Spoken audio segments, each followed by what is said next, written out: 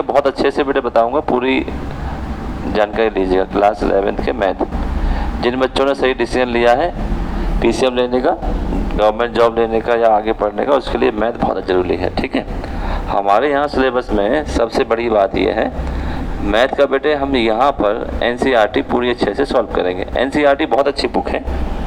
NCERT जिन लोगों ने बनाई है, बहुत सारे लोगों ने मिलकर बनाई है।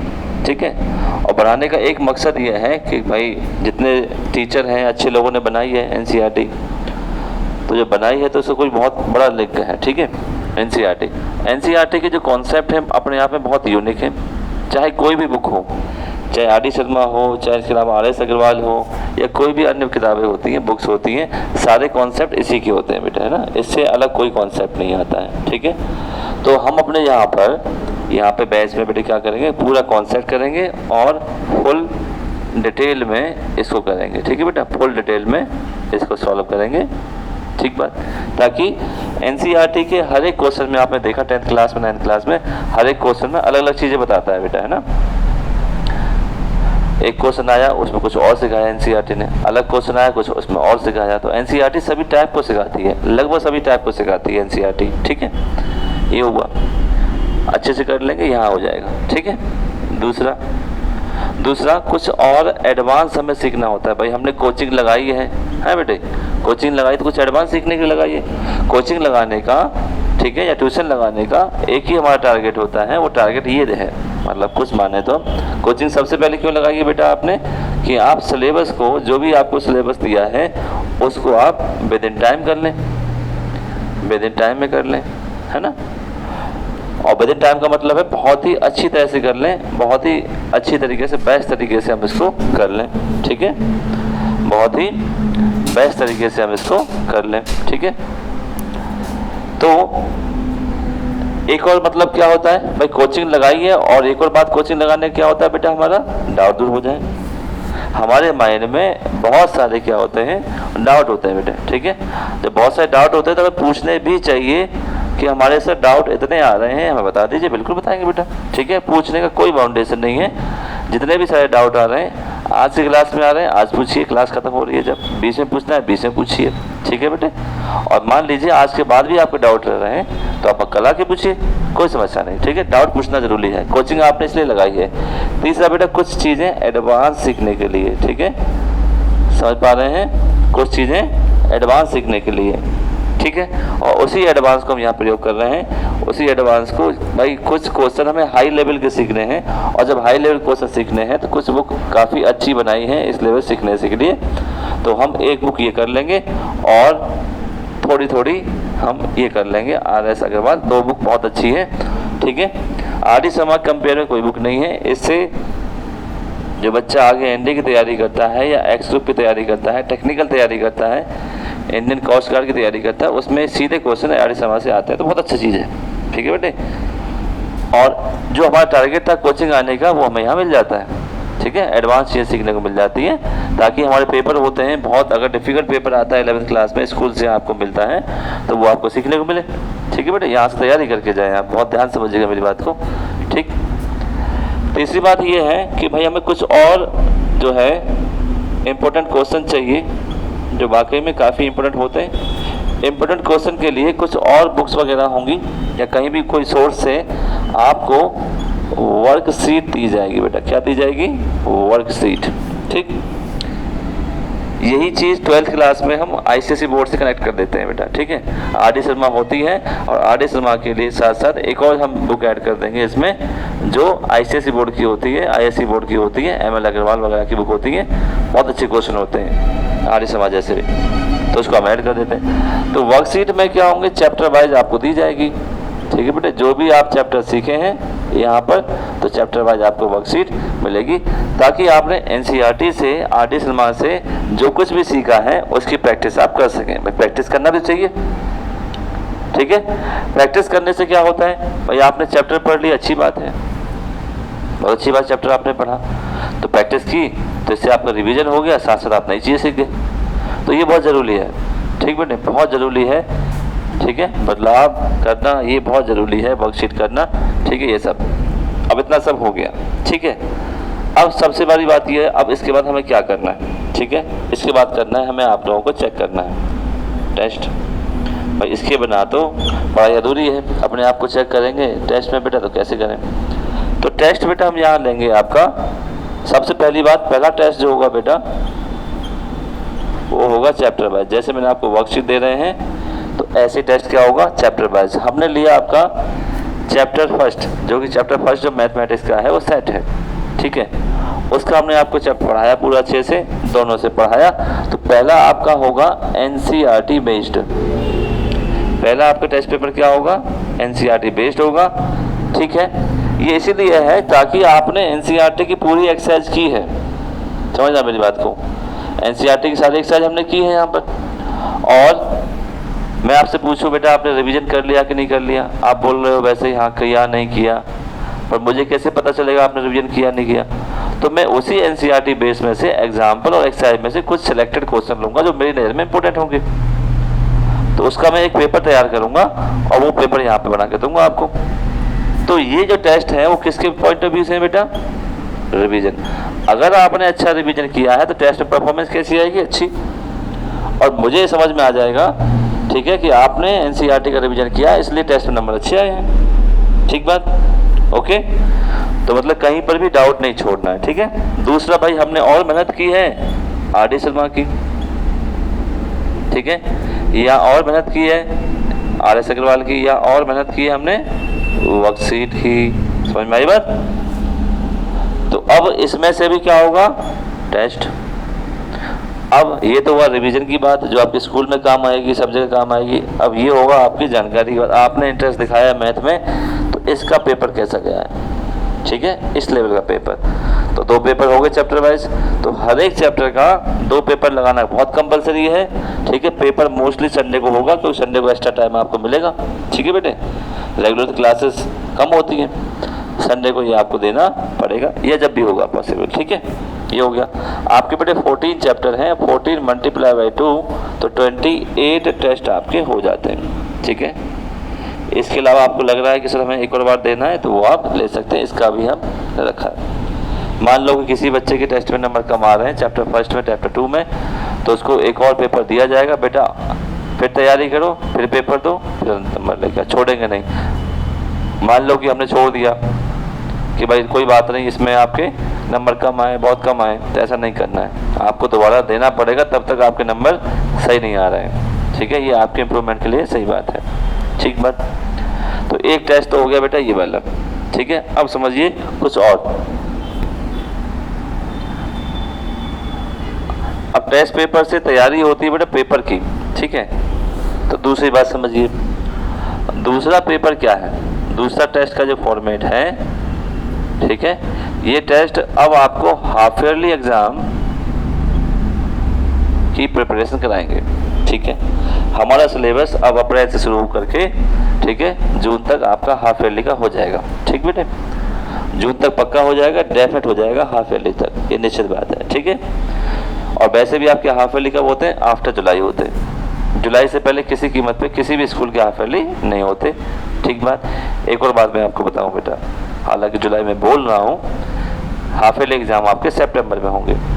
कारण इसका ये है कि अभी आपका 10th क्लास का रिजल्ट आएगा, है ना, और 10th क्लास का रिजल्ट बताओ कब आएगा भाई, या तो जून में आएगा या मई में आएगा। अब मान के चलते हैं, एक 20 की सिचुएशन मान के चलते हैं कि भाई 20-25 मई को आता है, जून में तो स्कूल की छुट्टी होती है, तो आपके 20 जून से स्कूल ओपन होते हैं, बच्चे एडमिशन लेंगे। भाई अधिकांश बच्चे उन्होंने डिसाइड तो किया नहीं है, डिसाइड कर भी लिया है तो वो इंतजार कर रहे हैं कि रिजल्ट आएगा, उसके बाद ही हम देखेंगे, उसके बाद ही जग जीतेंगे। और सारे बच्चे बेवकूफ़ हैं एक लाइन से। भाई जब आपने 10th क्लास का पेपर दिए हैं, आपको पता है कैसे एग्जाम गए हैं, तो आप पास ही होंगे, आपको पता है, आपसे ज़्यादा कौन जानता है। आप अपना पेपर लिख के आए हैं तो डिसाइड होना चाहिए। 11th क्लास का इतना सिलेबस है जो कि जुलाई से आप करेंगे तो हो नहीं पाएगा, और होगा तो मर गिर के होगा, आपको मज़ा नहीं आएगा, ना आप सीख पाओगे। और 12th क्लास में आपके नंबर जो कम आ रहे हैं या 12th क्लास में आप फेल होंगे, उसके लिए जिम्मेदार यही चीज़ है। यही 3 महीने होंगे, ठीक है, ये अप्रैल, मई और जून, इसकी वजह से दिक्कत होंगी। तो जुलाई से बेटा क्लास शुरू होंगी इनकी, और जुलाई से आप समझिएगा, जुलाई से भाई सिलेबस भी तो कराएंगे सभी स्कूल वाले। जुलाई सिलेबस कराएंगे तो क्या एक महीने में थोड़ी करा देंगे, तो जुलाई और अगस्त 2 महीने कम से कम लगेंगे उनको। और हाफ ईयरली एग्जाम कब होंगे बेटा? सितंबर में, ठीक है, ये बात निश्चित है। और यहाँ आपका, ठीक है, सितंबर में क्या हो जाएगा? Syllabus done. सितंबर अक्टूबर तक क्या हो जाएगा बेटा? फुल सिलेबस डन हो जाएगा। क्यों? ये बात अलग है, ठीक है। इतने सिलेबस में हो जाएगा, इतने टाइम में पूरा खत्म हो जाएगा बेटा, ठीक है। अब हमें करानी है हाफ ईयरली की तैयारी आपको, तो हाफ ईयरली में होते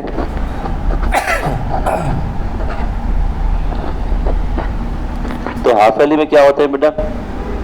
पेपर होते हैं आपके 3 आवर के। जैसे मैथ में मैं आइडियल सिचुएशन मान के चल रहा हूँ, फर्स्ट चैप्टर से लेकर के 8 चैप्टर तक आएंगे जो कि आसानी से हो जाएंगे हमारे, ठीक है। तो हाफ ईयरली का सिलेबस हो गया। 9, 10 भी आएंगे तो भी हमारे हो जाएंगे, हमारा सितंबर तक सिलेबस ही पूरा हो जाएगा, ठीक बेटे। तो 3 आवर के लिए आपके जो हो जाएंगे बेटा, हाफ ईयरली एग्जाम के लिए टेस्ट शुरू हो जाएंगे, ठीक है। 10 से 15 पेपर हम आपके ले लेंगे मैथ के, ठीक है, 3-3 घंटे वाले, ताकि आप लोगों की तैयारी क्या हो जाए बेटा? बहुत अच्छे से हो जाए, आप लोगों को दिक्कत ना आए, ये वाली बात है, ठीक है। बात कोई समस्या नहीं होनी चाहिए, ठीक है। तो यहाँ हाफ ईयरली की तैयारी हो गई। अब समझिए, अभी हमसे जो बच्चे जुड़ रहे हैं उनका सिलेबस सितंबर, या मैं मान के चल रहा हूँ अक्टूबर लास्ट, दिवाली पे आपका सिलेबस खत्म। फिर बहुत ज़रूरी आपका क्या है बेटा? रिवीजन, क्योंकि फाइनल एग्जाम आ रहा है और फाइनल एग्जाम ही सब कुछ डिसाइड करता है, ठीक है। फिर आपका रिवीजन होगा। रिवीजन बहुत ही इंपॉर्टेंट है, ठीक है। रिवीजन आपका नवंबर, दिसंबर, जनवरी में आपका 3 महीने कंटिन्यूस रिवीजन होगा, फर्स्ट चैप्टर से लेकर के लास्ट चैप्टर तक। जितना हमने पढ़ाया है उसको बहुत अच्छे से फिर दोबारा से करेंगे, ठीक है। और फिर जनवरी के बाद आपकी फरवरी से शुरुआत हो जाएगी किसकी बेटा? फाइनल पेपर की प्रैक्टिस की, या जनवरी से स्टार्ट कर देंगे हम लोग, ठीक है। और फाइनल पेपर देंगे, फिर से आपको क्या आएगा? 3 आवर का सिस्टम शुरू हो जाएगा। जैसे हाफ ईयरली का है वैसे ही आपका ये है, ठीक है। ये सिस्टम है और ये सिस्टम ही चलेगा लास्ट तक, मार्च तक। आपके फाइनल पेपर कब होते हैं? फेब में या मार्च में, ठीक बेटे। ये सिस्टम रहेगा, इसी से ही आपको कामयाबी मिलेगी और इसी से ही आपको मजा आएगा। कोचिंग लगाने का जो टारगेट है, एडवांस सीखने का, डाउट पूछने का, कुछ नया मिलने का, यही फायदा है बेटा कोचिंग। बाकी स्कूल सभी जाते हैं, सभी पढ़ते हैं, ठीक है। कोचिंग लगाई है आपने तो कुछ गोल अचीव करने के लिए, कुछ नई चीज प्राप्त करने के लिए आपने लगाया है, ठीक है। ये हो गया, टेस्ट हो गया। आपने क्लासेस में किस तरह से पढ़ेंगे वो मैंने आपको बता दिया बेटा, ठीक है। और एक और चीज, एक बात क्या है कि भाई कुछ बच्चों की सहायता करने के लिए, पहली बात बेटा कि जितने भी होंगे नोट्स मिलेंगे आपको, प्रोवाइड्स नोट्स। नोट्स मतलब मैथ के कुछ कॉन्सेप्ट होते हैं जो आपको याद रखने हैं, कॉन्सेप्ट वाले जो हैं नोट्स जो हैं मिलेंगे आपको, ठीक है बेटे, कॉन्सेप्ट। और एनसीईआरटी का आपको फुल सॉल्यूशन पीडीएफ में मिलेगा, ठीक है बेटा, एनसीईआरटी का या आरटी शर्मा का, ठीक है। जो भी संभव होगा एनसीईआरटी का आपको मिलेगा, आरटी शर्मा तो हम सॉल्व ही कराएंगे। हालांकि एनसीईआरटी पूरी सॉल्व करेंगे हम लोग जहाँ पर, और फिर भी हम लोग देंगे। कुछ बच्चे नहीं पूछ पाते हैं, बहुत सारी समस्या होती है, तो सब कुछ सोच समझ के हमने डिसाइड किया कि सारे बच्चे कवर हो जाएं सभी प्रकार के, ठीक बेटे, ये सब मिलेगा। तो ये हो जाता है आपका सिस्टम क्लास चलने का। अब आगे बात करते हैं मैथ की पहली क्लास की, ठीक है बेटे। अब बढ़ते हैं मैथ के बारे में, चैप्टर जान लेते हैं कौन कौन सा चैप्टर है और क्या क्या 10th क्लास से लिंक करता है बेटे, क्या नहीं करता है, ठीक है। आपको क्या क्या रिवाइज करना है, चलिए। तो मैथ्स की बुक में भाई सिलेबस में क्या है? नंबर फर्स्ट चैप्टर है बेटा आपका सेट, फर्स्ट चैप्टर सेट है। सेकंड चैप्टर प्यारे बच्चों ये क्या है? रिलेशन एंड फंक्शन है। ये 2 चैप्टर बिल्कुल नए हैं आपके लिए, बिल्कुल नए हैं, पूरी तरह से नए हैं, ठीक है। पहली बार आप देखोगे इनको, relation and function. Third chapter ये बिल्कुल नया नहीं है, ये अभी आपसे मिलके गया है, ट्रिग्नोमेट्री, ठीक है। ये 10th क्लास से मिला और 10th क्लास से आगे हम यहाँ सीखेंगे। ठीक है, 10th क्लास का भी रहेगा। ट्रिकोमेट्री आइडेंटिटी जैसे थी sine square plus cos square equal 1, वो यहाँ मैच करेंगी।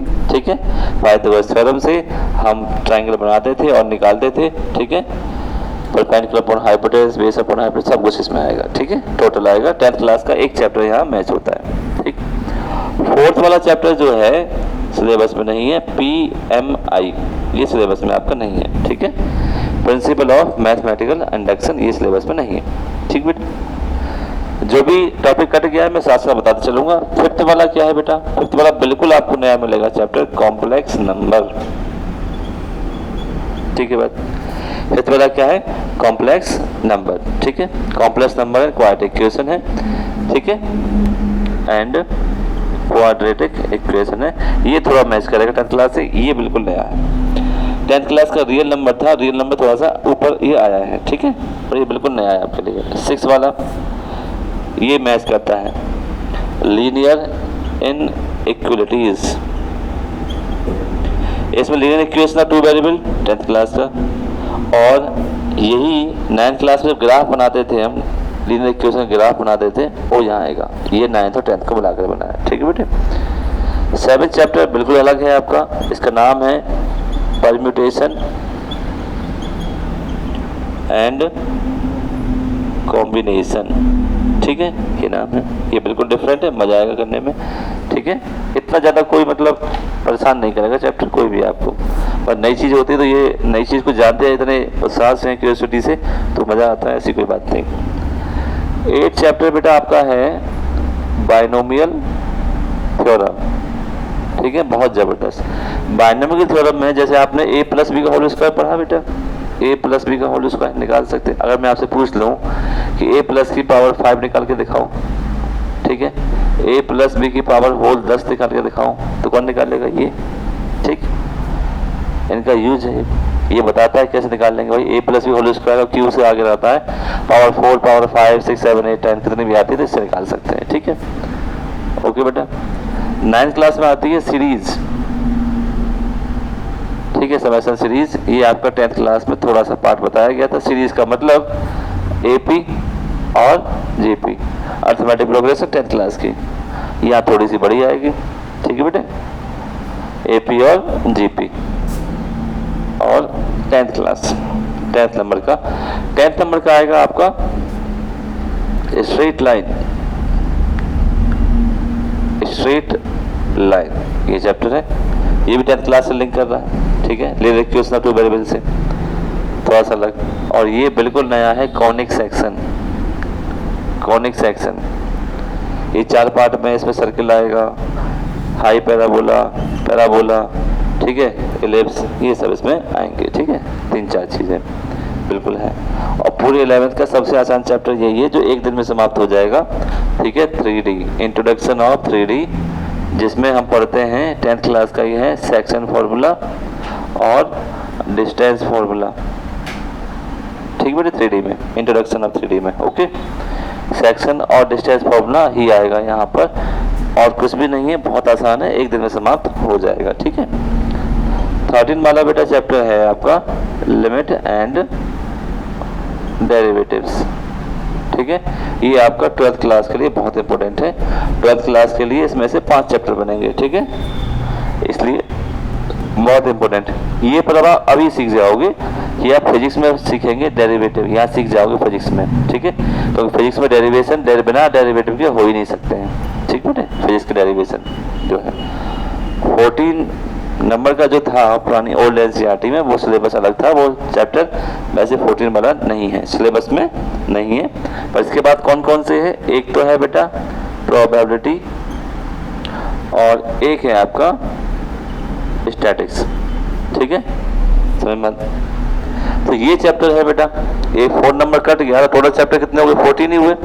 ठीक है, तो 14 चैप्टर आपके मैथमेटिक्स में है, सारे चैप्टर मैंने आपको लिख दिए, जैसे मुझे याद है वैसे ही आपको याद होने चाहिए। ठीक है बेटे, कि हमें हमारी जो 11th क्लास की मैथमेटिक्स है, आपको भाई PCM लिया है, जैसे PCM लिया है, PCM वालों के लिए मैथ इंपॉर्टेंट होता है बहुत, जिस प्रकार PCB वाले के लिए बायो इंपॉर्टेंट है, उसी प्रकार PCM वालों के लिए मैथ इंपॉर्टेंट है। तो मैथ में आपको इंटरेस्ट होना चाहिए, और आपको दिखाना भी है भाई ये हमारा इंटरेस्ट है मैथ का। ठीक बेटे, अब बताइए कोई समस्या आ रही है? नहीं आ रही है। अभी तो उनको समझाया नहीं है, अभी तक हमारा सिलेबस मैंने आपको बता दिया, ये हम लोगों को पढ़ना है, ठीक है। और आपको पढ़ने का मौका जो मिलेगा यहाँ पर कम से कम 2 बार तो मिलेगा ही, एनसीईआरटी और आर.डी. शर्मा से। तीसरी बार मौका वीडियो से मिल जाएगा आपको। तीसरी बार कितनी बार भी देखो, कोई डाउट होता है तो कोई समस्या नहीं आएगी, डाउट मिट है ना। ओके, देखो डाउट पूछ के चलना है।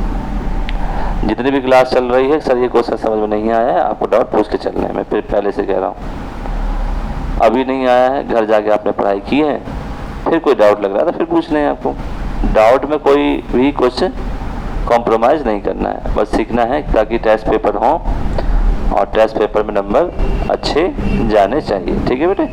एक ही टारगेट है, आप लोग अच्छा पढ़ोगे तभी आपका और हमारा दोनों का नाम होगा, मज़ा भी आएगा, भीड़ भी आएगी, ठीक है। ज़्यादा चाहिए नहीं हमें, जितना स्पेस है उतना ही आ जाए, ठीक है।